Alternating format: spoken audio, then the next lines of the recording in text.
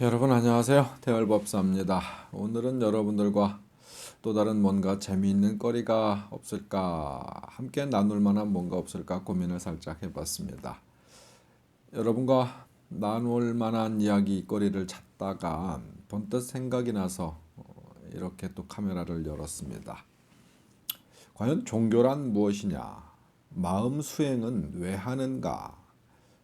기도는 왜 하고 명상의 궁극적인 목적은 무엇인가? 이런 고민을 잠시 해봤어요. 아마 오늘의 제목을 1, 2부로 나눠서 마음 운전이라는 그렇게 제목을 달지 않을까 생각이 들어요. 마음 운전. 결국 우리가 무언가를 추구한다라거나 노력한다. 어떤 현실적인 삶에서도 마찬가지고요. 우리 영성 문화를 지향하는 어떤 그러한 분들도 마찬가지겠죠. 궁극적인 목적은 단적으로 표현하면 마음을 운전하는 것이 아닐까. 우리가 생각과 그러니까 머릿속에 떠오르는 생각과 가슴속에 드는 어떤 이런 가슴 속엔 뭐라고 그래야 돼? 느낌? 아니면 내가 갈구하는 것, 내재되어 있는 것 이런 것들이 결국은 내가 원하는 대로 움직여지게끔 만드는 것이 그렇게 기대는 것이 종교가 아닐까. 또 수행과 명상과 기도가 아닐까. 생각과 마음이 같아지기가 참 어려워요.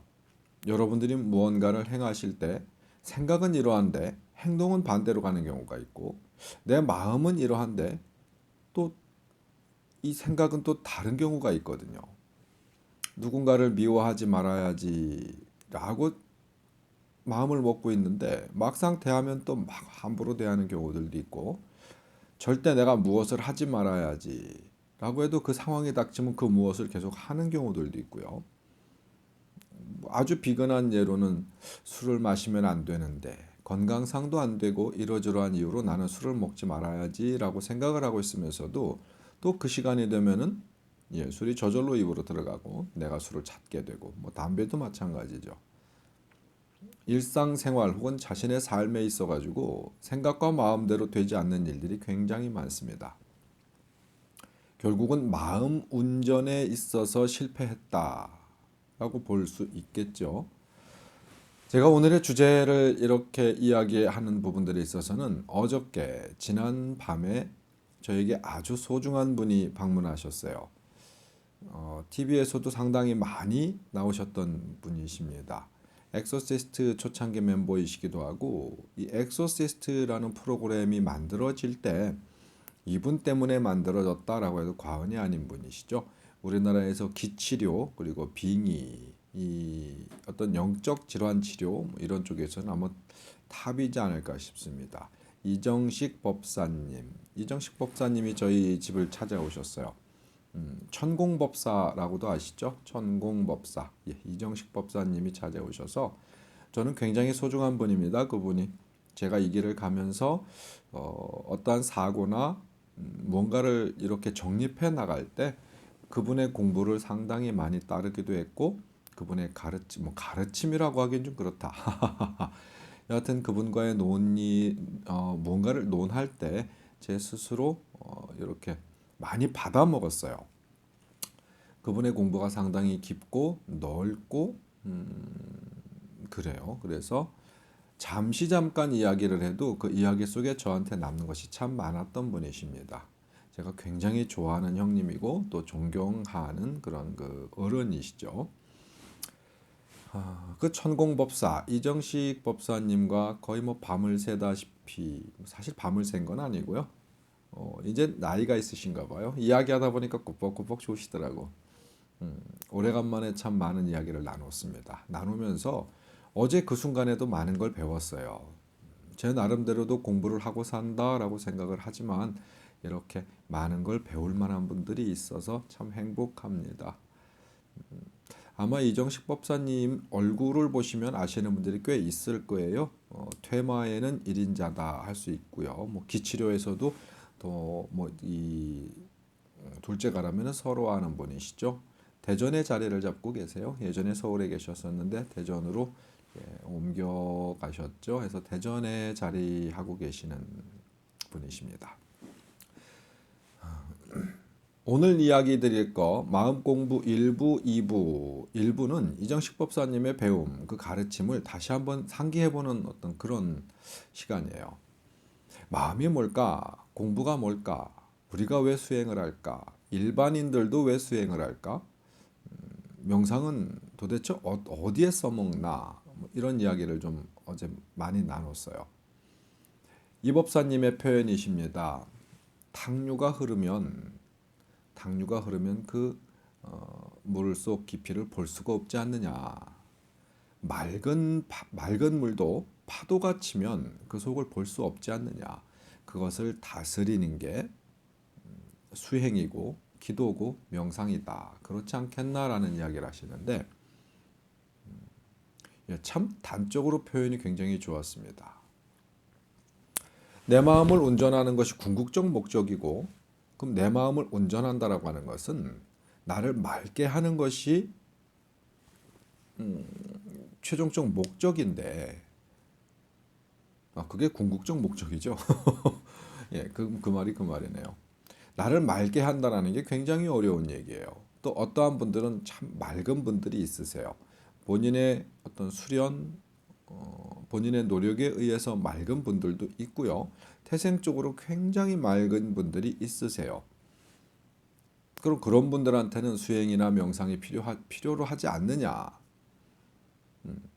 조금 아까 말씀드렸죠. 아무리 맑은 물이라 하더라도 파도가 일렁이면 속이 보이질 않아요. 아무리 맑은 물이라 하더라도 무언가 막 헤쳐놓으면 탕류가 흐르면 속이 보이질 않아요.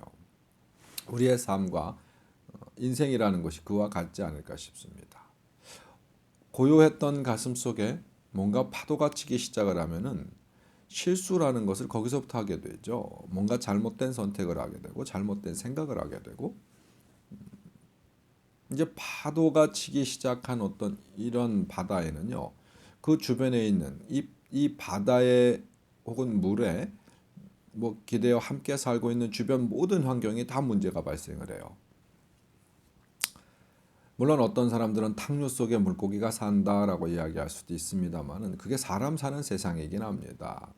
탕류 속에 물이 너무 맑으면 물고기가 살 수 없다. 뭐 이런 속담도 있거든요. 하지만 그건 어떤 이 삶에 있어 방편을 이야기하는 것이죠.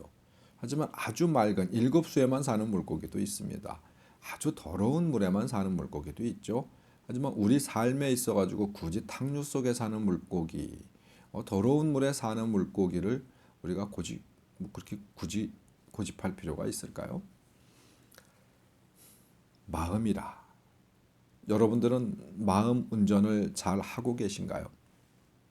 잘 안 되죠.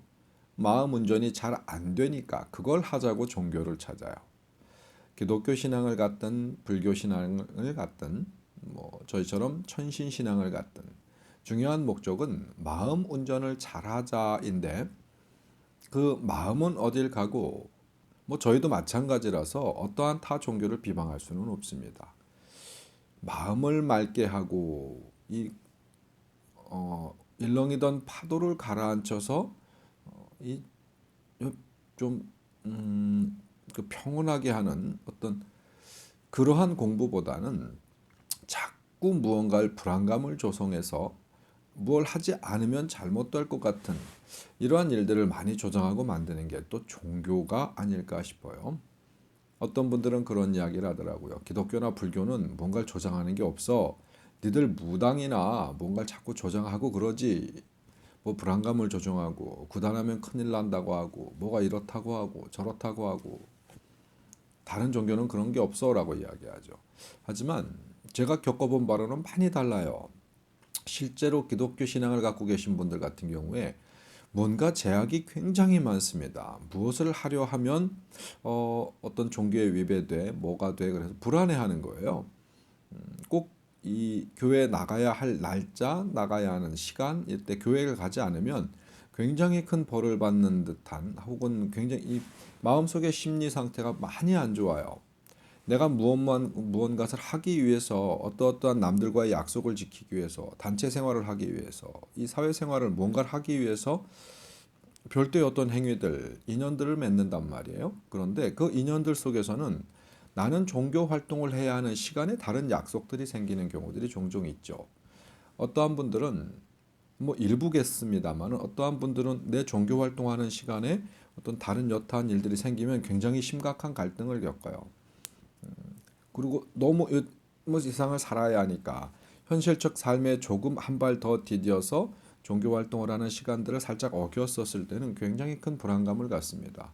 하나님으로부터 굉장히 야단맞을 것 같고 외면당할 것 같고. 근데 실제 성경에 보면은요 그런 게 아예 없어요. 뭐 성전이라고 하는 것 자체도 네 마음속에 있다. 어떤 성전 짓지 말아라 하시는 어떤 그런 분이 예수님이셨고 하나님이시니까. 하지만 현대 사회는요. 그 시간에 함께하지 않으면 큰일 날 것처럼 그 종교 지도자들이 자꾸 무언가 이상한 것들을 만들어내요. 절에 가도 비슷하죠. 절에 안 가고 무슨 때가 되면은 향을 안 피우고 무슨 때가 되면 촛불을 안 켜고 하다못해 기와장 하나라도 내 이름 써가지고 돈을 내야 뭔가 안 하면 큰 문제가 발생할 것 같은 찝찝함을 계속 만들어냅니다. 어떤 때 무언가를 안 했더니 우리 집에 어떤 문제가 생겼어라고 생각하는 그렇게끔 유발되게끔 하는 일들을 굉장히 많이 시키거든요. 하지만 종교를 가지고 있는 자나 갖고 있지 않는 자나 삶을 보면은 비슷하게 성공하고 비슷하게 잘못되고 비슷하게 아픔도 오고 비슷하게 고통도 생겨요. 그럼 종교를 가진 자들은 그보다 훨씬 나아야 하지 않겠느냐? 어떤 현실적인 삶에 있어서. 근데 그렇게 크게 차이가 나 보이지 않는다. 뭐 이런 객관적 시각으로 현대 사회를 바라보면 동서양을 막론하고 비슷합니다. 종교를 가진 자, 종교를 가지지 않은 자. 제가 예전에 다른 시간에도 그런 말씀을 드렸어요. 오히려 영국이나 프랑스 같은 나라에는 종교가 점점 무의미해져 가고 있어요. 무신론자들이 굉장히 많이 늘어나고 있죠. 종교 이야기라면 굉장히 싫어하세요. 그런 소위 이야기하는 어떤 이 현대 사회 다른 나라들을 영도해 나가는 어떤 그런 선진국이라는 곳에서 뭐 미국도 그런 추세가 상당히 강합니다. 어떤 사회적 억압 내지는 제도적 문제 때문에 종교라는 부분에 있어서 오히려 자유롭지를 못한 곳이 미국이거든요. 다른 형태로는 자유를 많이 찾고 다른 형태로는 어떤 민주주의에 대한 이야기들은 굉장히 강하게 어필하지만은 실제로 종교 문제에 있어서는 그다지 자유롭지 못한 곳이 미국이라는 나라예요. 종교에 조금만 위배되면 어떤 뭐 그 주법이 그렇다고 하니까 그 주마다 뭐 각기 법이 다르지만은 종교적 관점에서 법이 만들어진 그런 주가 상당히 많아요. 미국이라는 나라에서. 그러니까 강제 조항들을 많이 만들어냈다고 하더라고요.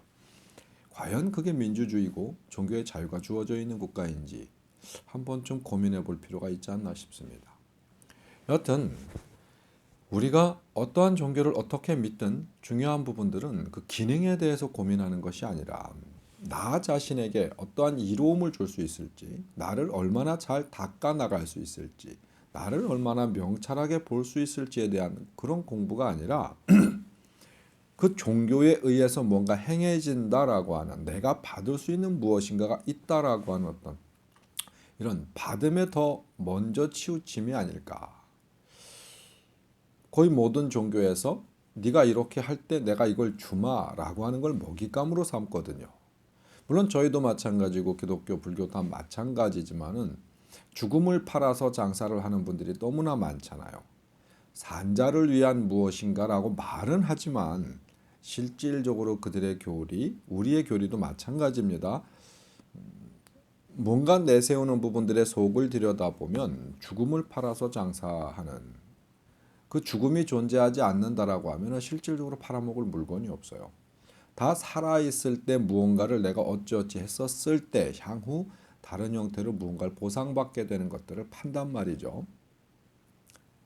결국 보면 현재의 나를 닦아나가는 부분에 있어서는 종교 활동을 하는 자들이 오히려 더 미혹한 적들이 굉장히 많아요.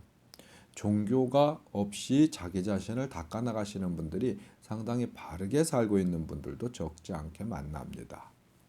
결국은 탕류를 가만히 가라앉히고 아무리 이 흐트러진 물이라 하더라도 무언가 외부에서 혹은 내부에서 진동이 크게 일어나지 않는다면 그건 또 가라앉는 경우들이 상당히 많이 봅니다. 문제는 물과는 좀 다른 성질을 가지고 있죠. 물은 흐르지 않고 고여 있다라고 하면 물은 썩는다. 마음도 고여 있다라고 하면 마음이 썩을까? 그 부분과 좀 다른 문제죠. 이 맑은 마음을 갖는다, 밝은 정신을 갖는다라고 하는 것에 있어서는요, 파도를 가라앉히는 것과 같지 않을까? 아무리 자기 자신이 깨끗하게 산다, 남들이 봤었을 때 저 사람은 참 그 하늘이 낸 사람 같아, 뭐 법이 없어도 살만한 사람이야라는 평을 듣는다 하더라도 자기 스스로에게 어떤 이 잔류가 남는다면, 큰 파도가 아니라 하더라도 내 스스로에게 뭐가 남는다고 하면요, 나조차도 제대로 못 들여다보는 게 사람의 삶이거든요. 결국 운명적인 부분에서 내가 행복한 삶을, 남에게도 내가 뭔가 줄 수 있는 삶을, 혹은 남까지는 생각지 않는다 하더라도 나와 내 가족까지는 포함을 해야겠죠. 세상에 나 홀로는 없으니까요. 나와 내 가족들과 내 주변의 아주 가까운 자들과 조금 더 낫고 행복한 삶을 추구한다. 이건 누구나 가지고 있는 삶의 욕심이거든요. 근데 거기에서 기본으로 출발하는 건 나인데, 나 자신이란 말이죠. 자신인데 본인 스스로조차도 뭔가 정립되질 않아요. 본인 스스로 본인을 잘 못 보거든요. 마음 운전. 자, 그러면 어떻게 해야 마음 운전을 잘 할 수 있느냐? 도대체 네가 말하고자 하는 게 뭐야? 라고 하실 수 있거든요. 근데 그 방법론적인 부분들을 지금 이야기할 수는 없어요. 아니, 얘기할 수 없는 것이 아니라 태을법사가 영상을 적지 않게 이렇게 만들고 있는 중에 계속해서 반복적으로 하는 얘기거든요. 그것을 마음 운전이라 요번 시간에 칭한 것뿐이지, 나를 닦아 나가는 부분에 있어서는 반복적인 얘기입니다. 자, 그럼 반복적인 얘기를 왜 또 하고 있느냐? 여러분들의 갈구함이기도 하고요. 제가 뭔가 부족하다 보니까 조금 더 다른 방법으로 여러분들께 뭔가 설명드릴 수 있는 것들이 생각나면 계속 반복하는 거예요. 어떠한 진리나 어떠한 방법, 뭐 법이라 하죠.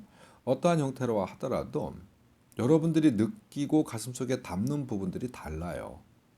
어떠한 분들은 실컷 얘기를 해도 전혀 못 알아듣는 분이 있고, 이보다 더 엉뚱한 이야기, 이보다 더 근접하지 못한 이야기 속에서도 아하, 이랬구나라고 뭔가를 얻어가시는 분들이 있거든요. 그래서 세상에는 참 많은 부분에 있어서 다름이 있는 것 같아요. 깨달음조차도 다름이 있고 받아들이는 데 있어서도 다름이 있다 생각합니다.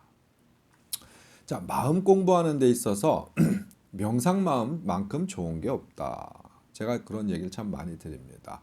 그걸 수행이라 부른다. 물론 고행도 때로는 필요할 때가 있다. 다른 시간에 여러 차례 참 이야기 드렸습니다. 기도라고 하는 것 자체도 그의 방편이지, 뭔가를 달라, 내가 이렇게 되게, 뭐 이렇게 이 신과 신에게 매달려 징징거리는 것들, 뭐 내가 어린아이가 땡깡 피듯이 뭐 그것이 과연 나에게 올 수 있는 어떤 그러한 복록으로 작용할까라는 고민들 많이 해보셨죠. 내 그릇이 비어 있었을 때 좋은 것이든 나쁜 것이든 새롭게 채워지는데, 내 창고나 내 그릇은 다른 쓸데없는 걸로 그득히 채워놓고 거기에 더 뭔가 맑고 밝은 걸 집어넣으려 하면 창고는 더 이상 들어갈 자리를 내주지 않죠. 그릇 속에서도 마찬가지죠. 더 이상 뭔가 들어갈 자리를 내주지 않죠. 버리는 것이 기본적인 어떤 이 나를 보는, 나를 맑게 하는 가장 원초적 방법이다. 그럼 도대체 뭘 버리라는 거야? 오늘도 다녀가신 분들이 그 같은 고민을 하셨습니다. 내려놓는 연습, 버리는 훈련. 뭘 내려놓고 무엇을 버리냐? 뭐 그냥 단적으로 말로 하면 편하죠. 그 생각조차 버려라. 어떤 그런 생각조차 내려놔라. 기도할 때, 명상을 할 때 머릿속을 비워라. 집사람이 문 앞에 살짝 왔다 갔습니다. 영상을 찍고 있는 모습을 보고 그냥 아무 말도 없이 되돌아나갔어요. 무엇을 내려놓는다, 버린다라고 하는 것 자체가 그 개념조차 버려져야 버려지는 것이고 그 개념조차 놓아야 놓아지는 것인데 이게 쉽게 이렇게 마음에 와닿지 않습니다. 저에게서는 어떠한 방법을 지금 이 시간에는 방법을 찾는다기보다 그냥 그런가? 그런 건가? 뭐 이 정도로 여러분들이 인식하셔도 지금 오늘 제가 여러분과 무언가 이렇게 시간을 내 이야기하고 있는 부분에 있어서 가치는 있지 않을까라는 생각을 해요. 오늘 여러분들 지금 이 시간에 마음속에 담아둬야 할 말은 생각은 뭐 다른 것도 나름대로 여러분들이 인식하시겠지만은 마음 운전이라는 단어를 여러분들이 마음속에 가슴속에 좀 품었으면 좋겠어요. 마음 운전. 마음 운전은 내 스스로 하는 거거든요. 내 마음을 남이 운전해 주진 않아요. 누군가가 옆에서 조언을 할 수 있죠. 감정으로도 내 마음을 움직일 수도 있어요. 사랑한다, 미워한다, 뭘 해야 한다, 말아야 한다, 여러 가지. 영화 한 편을 보고 나도 감정은 움직여지는 부분들이 있거든요. 근데 그 움직여지는 감정이라는 것도 내 스스로 용인했을 때예요. 어떤 사람은 슬픈 영화를 보고도 전혀 슬픔을 인정하지 않으려는 분들이 있어요. 그런 분들은 가급적이면 슬픔을 잘 안 느끼려고 노력하거든요. 웃기는 영화를 보면 가치 없다 생각하시는 분 있고 현실적이지 않은 영화, 스펙타클한 영화, 뭐 SF 영화 이런 걸 보면은 그다지 뭐 별로 좋아하지 않으시는 분들이 있어요. 현실적으로 너무 멀잖아, 뭐 이렇게 생각하시는 분들이 있거든요.